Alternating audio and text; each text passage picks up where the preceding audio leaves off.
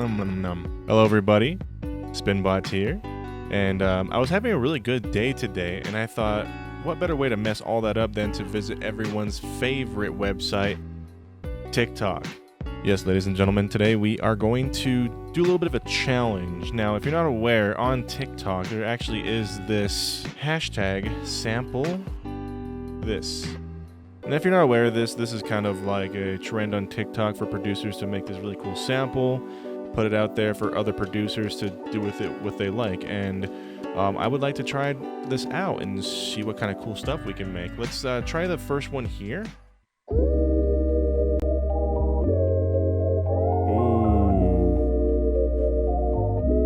This is pretty. F-115. Okay. We can definitely do something with this. I'm definitely feeling this one. I'm feeling we can make something really cool with this. Let's go ahead, send this over to Ableton, and see what we can do. Okay, so we have the sample loaded up into Ableton. Let's take a quick listen.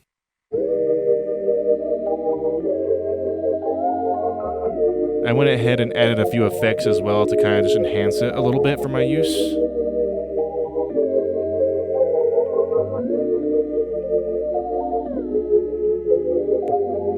Sounds great. It sounds amazing. This is a very good sample to start off with. So naturally, the first thing when it comes to my production workflow is making the drums. Let's go ahead and get that started to see what we can come up with. 1 hour later. All right, so we spent a little bit of extra time kind of crafting the drum beat. I think I came up with something really cool. We'll go into detail here in a second, but let me go ahead and show you what it sounds like. Kind of makes you want to roll a blunt and play some N64, doesn't it?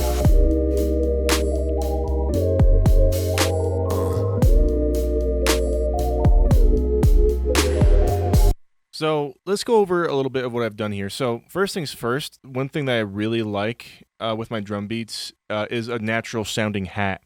So how I got this cool sounding hat together was I loaded up Contact and I loaded up Studio Drummer. And I just used the hi-hat. What I love about this particular instrument is that it actually takes its velocity scaling seriously. So I have this 8th note pattern, but on the offbeat I have it, of course, the velocity a lot lower. And this gives it a sound like someone actually playing the hi-hat. And I just went from there. I just kind of made a cool pattern. One thing I did do is I added some clipping to it because these are real samples from a real drum kit. They're compressed and all that, but they still have pretty high peaks. I like to control my peaks. I always put a clipper on like more transient stuff like hi-hats, usually snares, depending on if they're already processed or not. So I first started off with a clipper to get rid of those transients. It was still a little bit too dynamic as well, so I loaded up Transient Master, took it down the attack, and took down the sustain a little bit just to give it a little bit less of the attack, less the hardiness, and a little bit more clear punchiness with the hat. And just for a little bit extra effect, I added this auto pan to kind of pan left and right. You'll see it's at a pretty high percentage, and over the course of 2 bars, it'll pan left and right. I like that effect on the hi-hats. It just kind of brings attention to the hi-hat without being too overbearing. And it's always nice to have some sort of flow between the left and right channels. So I love doing this with all my beats pretty much. I like having a very unique sounding hi-hat or something that sounds human. And I have some other percussion elements as well from the same Contact kit. I have a cymbal. It sounds really natural, really. It sounds like it belongs. And then I have this cool kick and snare pattern. And this is from the Kashmir pack. It's just like a trap hat. It has this really cool like triangle, that little high end there. I really like that. And the kick just pretty straightforward. Of course, I give all my drums like a 4-bar phrase at the very least to give it some sort of antecedent and consequent feel. It just makes the flow of the drums, I think, sound like they're going somewhere. I also have this sound. This comes on the 4th beat of every bar. Sorry, the 4th beat of every other bar. And this just kind of accentuates the snare sample. I like doing this a lot of my mixes as well. Again, it just gives this drum pattern of the snare and kick some sort of question and answer feel. It gives it more of a layer of 4 bars instead of just a loop of 1 bar. Keeps it kind of interesting. It gets it so that people can anticipate it coming forward for the next time around. It makes it just feel like a phrase instead of just a simple loop. So all those together.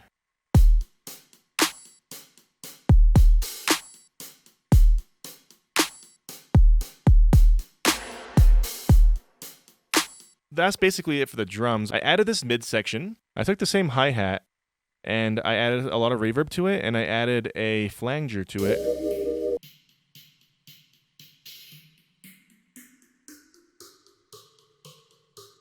And I also added a clap with some extra reverb on it as well.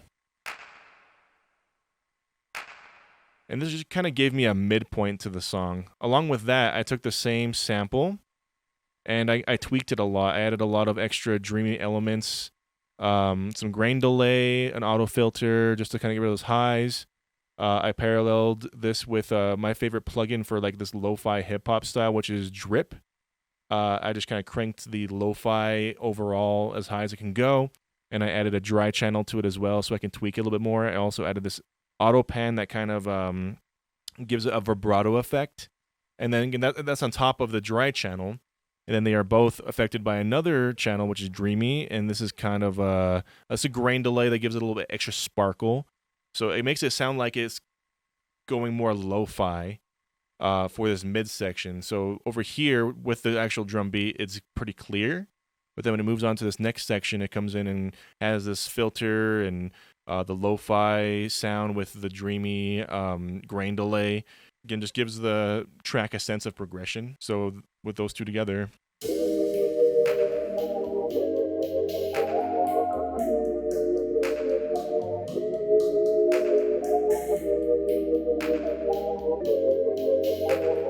I think it sounds cool. I think it's a cool way to transition from the main loop of the song to a midsection. In terms of the composition, I wanted to have some other like transitional elements. One thing I did add was this chant. I don't know why, but it just sounded right. I felt it when I was listening to the song. I felt like it needed something like this. And I put this sample in, and it just kind of worked. So I'll show you what this sounds like, this little chant right here.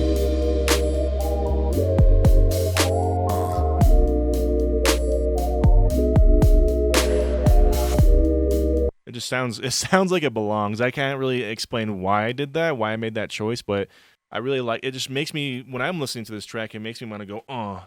And I've just felt it was appropriate to add that in there, you know what I mean? Then I have just like this cool vocal sample, again from the Kishmer sample pack. Then I have a little reverse into it, just to help us take us from one phrase to another. And this quick little vocal slide up. Something really quick again, just to help us transition from phrase to phrase. And I decided also just to add a couple of other transitional elements, primarily this sound, which you all recognize. And of course, the classic. Yes. With this one, I add a lot of reverb and a big, long delay. All right, so I did a little bit of a mix down. I added a little bit of a master on the mastering chain. Let's go ahead and take a listen to the final product.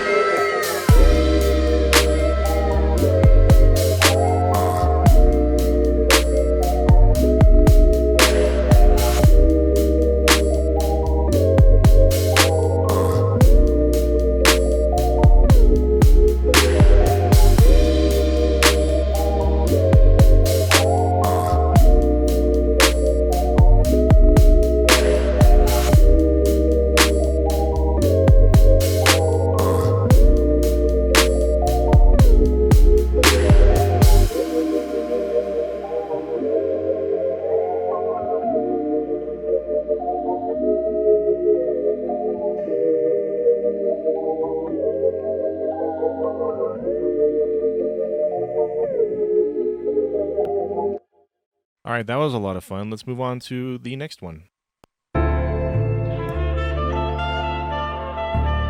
Ooh, I like this one.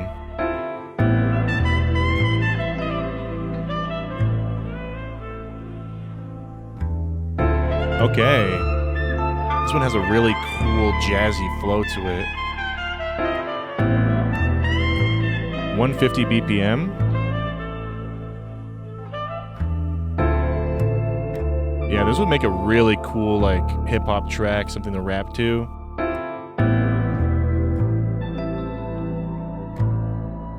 All right, I've heard enough. Let's go ahead and sample it, see what we can make with it. Eventually.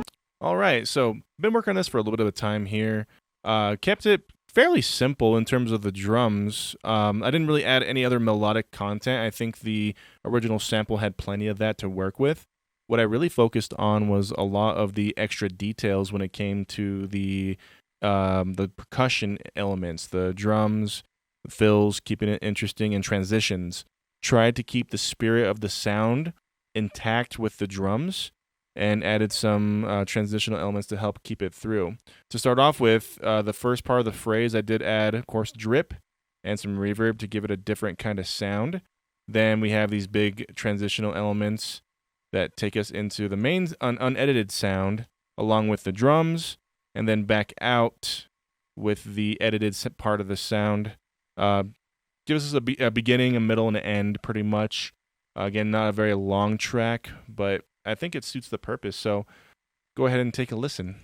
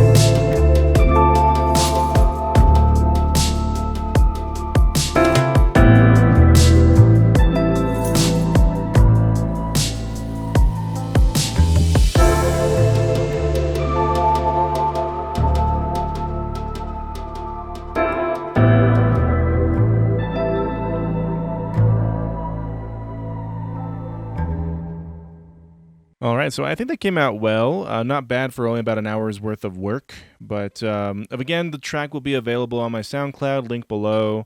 Hopefully you guys enjoy it. Free download, use it in your music video, rap over it, do whatever you want with it. It's just a fun little experiment. And without further ado, let's move on to the next one. I actually came across this one a minute ago, but definitely want to feature it in this video. Let's take a listen.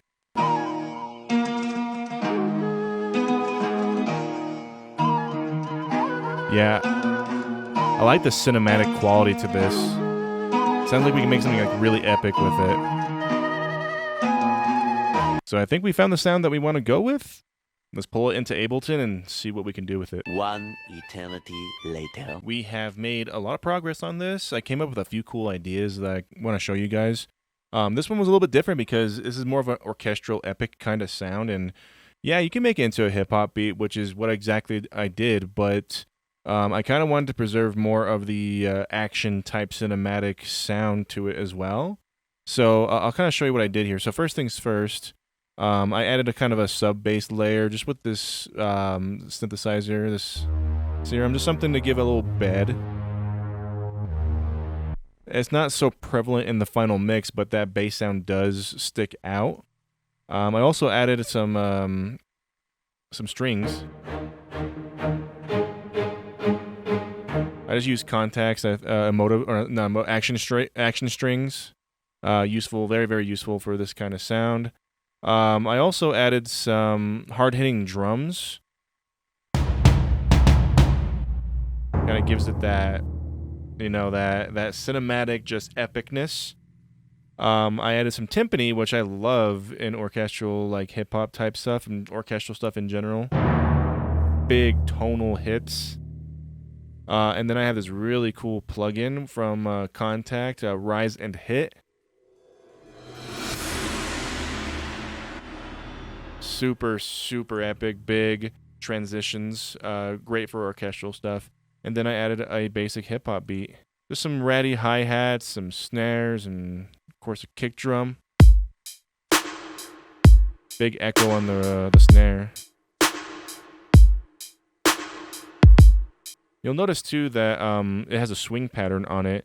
This track definitely strikes me as being in a triplet meter. So I added a swing eighth groove to it to keep that same triplet feel throughout the whole track, which I think works very well. Gives it that, the epic, almost a swing feel, but more, since it's an orchestral type thing, it just sounds like it's in like 12/8. So yeah, let's go ahead and let's take a listen to it, see if you guys like it.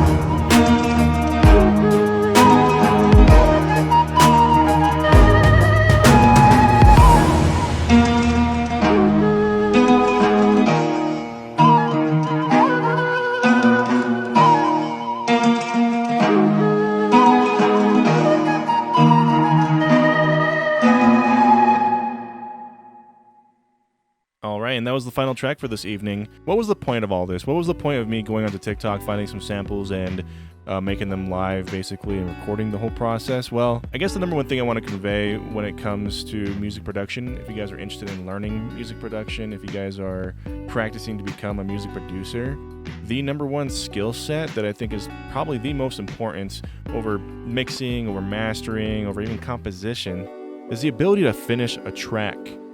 Doesn't matter how good you are, how good the track is, how good you are at mixing. If you can't finish a track, you cannot produce music. It's just that simple.